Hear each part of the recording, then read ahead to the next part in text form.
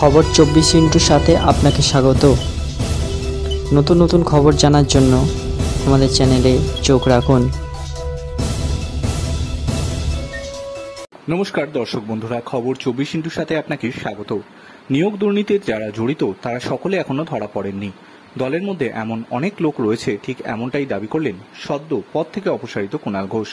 বুধবারই কলকাতা উত্তরের বিজেপি প্রার্থী তাপস রায়ের সঙ্গে এক মঞ্চে থাকা ও তার প্রেক্ষিতে বেশ কিছু বিতর্কিত মন্তব্যের অব্যাহতির পরই রাজ্য সাধারণ সম্পাদকের পদ থেকে কুণালের অপসারণ।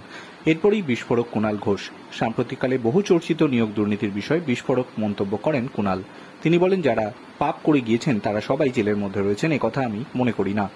যে চাকরি প্রার্থীরা রাস্তায় বসে রয়েছেন তাদের প্রতি আরও আন্তরিকতার সঙ্গে ব্যবহার করা যেতে হবে। চাকরি প্রার্থীদের দীর্ঘ অবস্থান এবং বিক্ষোভ, তাতে রাজ্য সরকারের ভূমিকা নিয়ে কুণাল বলেছেন, মানবিকতা দেখানো উচিত ছিল, যেহেতু পাপগুলো, অনিয়মগুলো, ভুলগুলো আমাদের তরফ থেকেই শুরু হয়েছিল।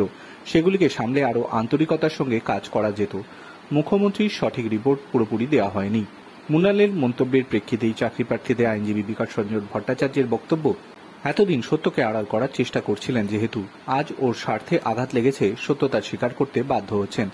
তবে আরেকটা মিথ্যা কথা বললেন তিনি, মুখ্যমন্ত্রীকে আড়াল করার চেষ্টা করলেন। মুখ্যমন্ত্রী কি কিছুই জানেন না? সবটাই তিনি জানেন। আজ ও আবার মুখ্যমন্ত্রীকে বাঁচানোর চেষ্টা করলেন, তাই ওর কথায় খুব একটা গুরুত্ব দেওয়ার প্রয়োজন নেই কোনো।